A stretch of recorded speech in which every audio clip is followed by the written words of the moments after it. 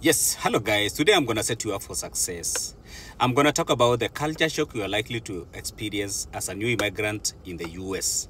So that when you come to the US, you'll not be surprised to find all this.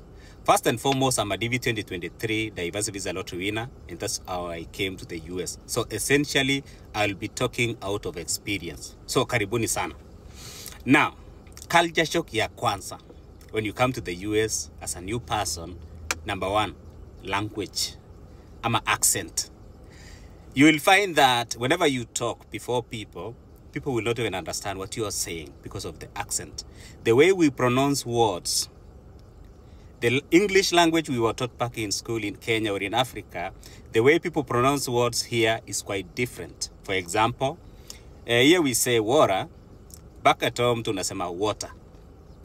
Unaona tofauti sasa. Sasa tunasema water, huko nyumbani tunasema water. Kuna utofauti mwingi sana.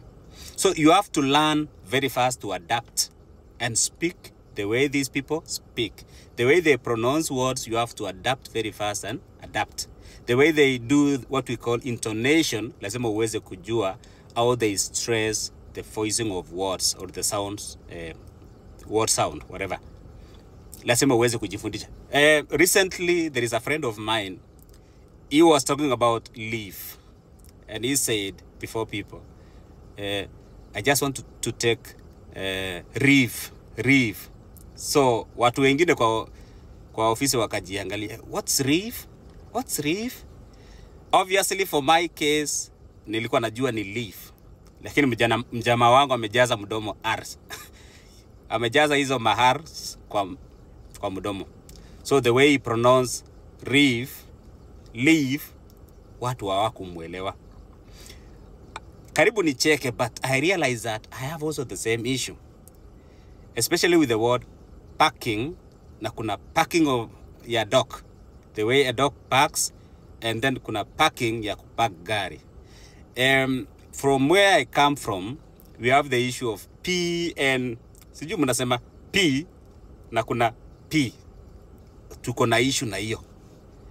And it's beyond us. So whenever I'm talking before people, doing some presentation, because my work, sometimes I need to brief some higher ups about what I'm doing. I'm always careful whenever I'm pronouncing P na P. You need issue. The issue of accent here is real. But we are a little bit better than people from West Africa. People from West Africa have a thick accent. Oh my Lord. Especially those from Ghana, Nigeria, Liberia, they have thick accent. Even you as an African, you may not even know, understand what they are speaking, what they are talking about until you focus. So, one major issue for new immigrants is the accent. Hata kama ulifika university, maybe you are a graduate, you will find that, kumbe hii Kiingereza yangu nilifundishwa kwa shule was not even enough.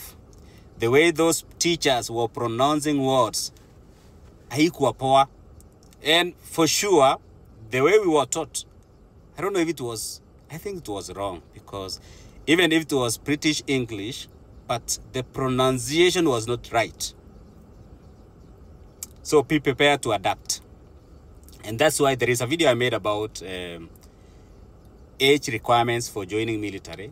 And the way I was pronouncing words or numbers, like for example, 41, 42, 30, people were surprised. Why am I saying that?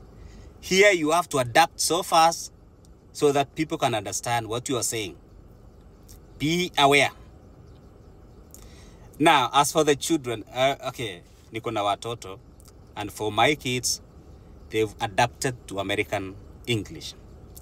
They sometimes correct me whenever I speak about some words. They do correct me from time to time. It's easier for kids to speak a foreign language. I don't know why. It's easier. But for people like us who came to the US while we are a bit mature, it takes time. It takes faking. You fake until you make it. So whenever I make a video and then you realize that I'm pronouncing some words differently than the way you are used to, just accept it. It's the way things are done here. And then in some way, imedishika mahali. And that's why I pronounce words that way.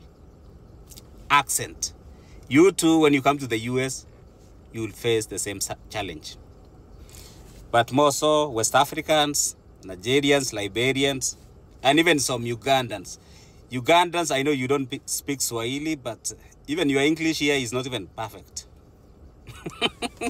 Muzinirushe mawe. Another culture shock, food. Oh yeah.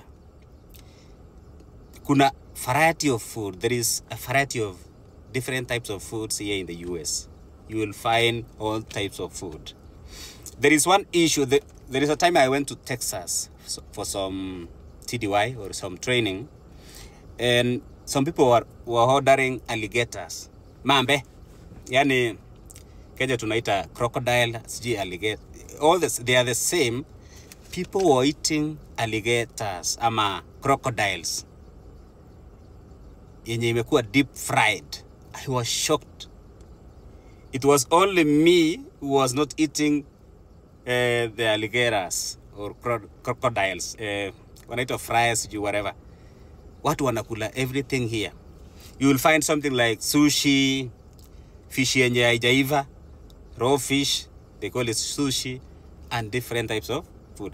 And then again, you'll realize that whatever we were eating back in Africa was not even enough. The way people eat breakfast here, oh, heavy.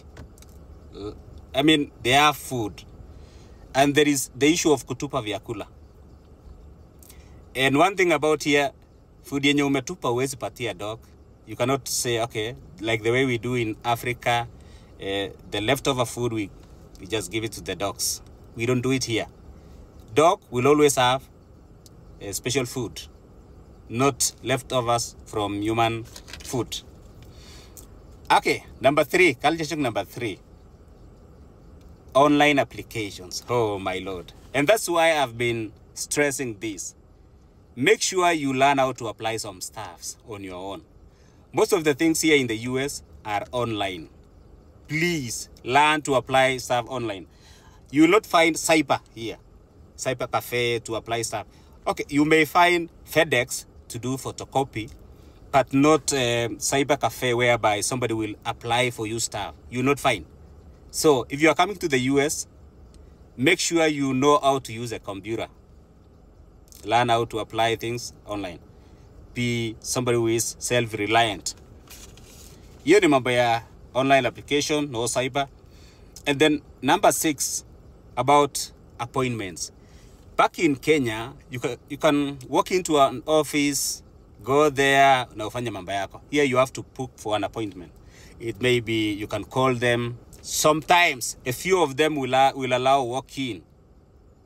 That's not the way life is in Africa or in Kenya.